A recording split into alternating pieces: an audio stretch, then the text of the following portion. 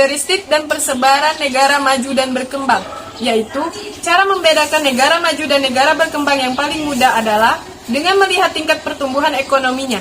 Yang pertama, yaitu Gross National Product adalah jumlah barang dan jasa yang dihasilkan oleh semua warga negara di suatu negara yang belum dikenai penyusutan. GNP sudah memasukkan pendapatan penduduk dari negara tersebut, meskipun bekerja di luar negeri. Gross Domestic Product adalah jumlah barang dan jasa yang dihasilkan oleh semua penduduk yang berdomisili di wilayah geografis tertentu yang belum dikenai penyusutan. GNP sudah memasukkan pendapatan penduduk dari negara lain yang sedang tinggal di negara tersebut. Berdasarkan data yang dikeluarkan oleh Bank Dunia atau World Bank, pada tahun 1997, World Bank mengklasifikasikan negara-negara di dunia berdasarkan tingkat pendapatan atau income per kapita ke dalam 4 kelompok, yaitu sebagai berikut.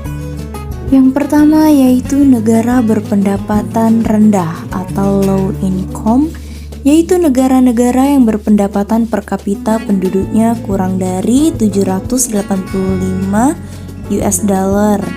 Yang kedua, negara berpendapatan menengah atau middle income, yaitu negara-negara yang berpendapatan per kapita penduduknya antara 785 US dollar sampai dengan 3.125 US dollar.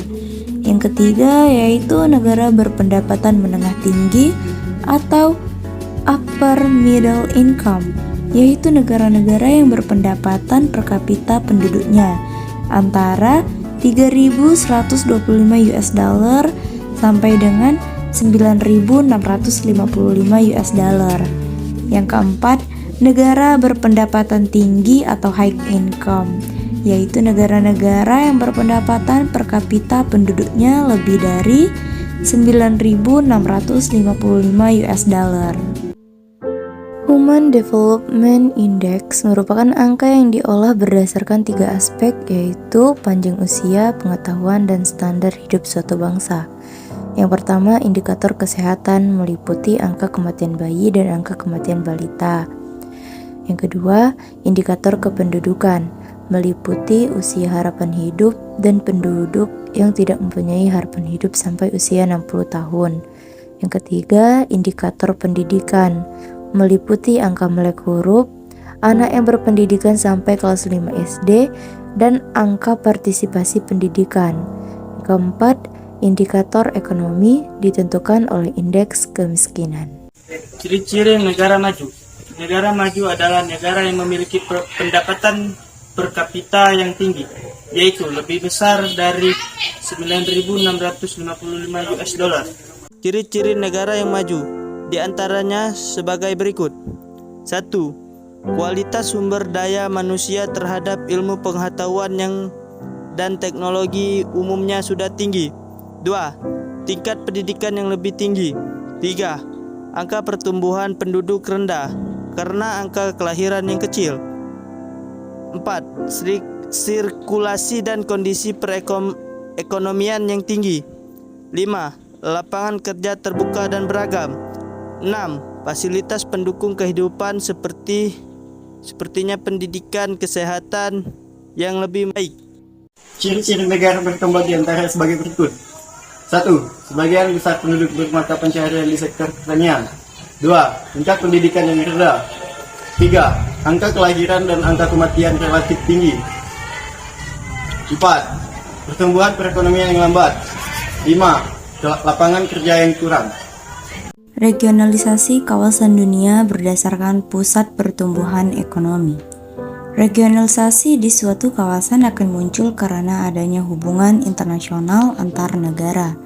Salah satu aspek yang menyebabkan munculnya regionalisasi tersebut adalah munculnya pusat-pusat pertumbuhan ekonomi di dunia, baik di negara-negara berkembang atau di negara-negara maju. Terdapat beberapa faktor yang dapat mempengaruhi pertumbuhan ekonomi suatu negara, yaitu investasi, ilmu pengetahuan dan teknologi, sumber daya manusia, dan sumber daya alam, yaitu sebagai berikut. Investasi. Modal adalah bagian dari pendapatan yang tidak dikonsumsi atau tidak digunakan untuk biaya produksi. Semakin banyak modal terakumulasi, maka pertumbuhan ekonomi negara tersebut semakin baik. 2. Ilmu pengetahuan dan teknologi.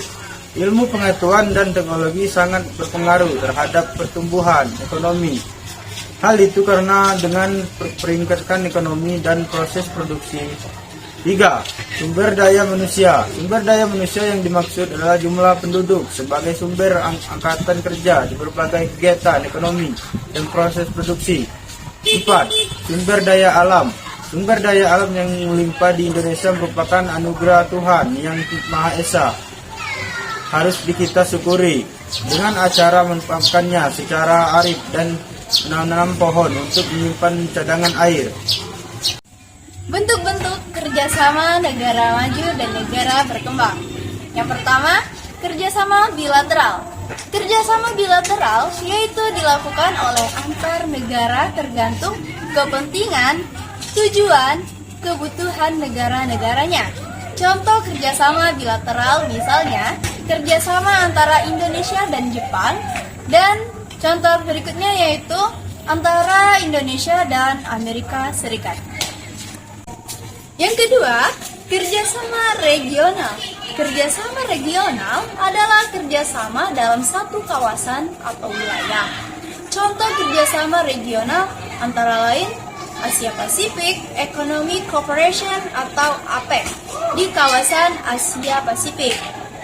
Yang berikutnya yaitu European Union atau EU di Eropa, Mercado Comunal de Sal atau Mercosur di Amerika Latin, dan North America Free Trade Area atau NAFTA di Amerika Utara.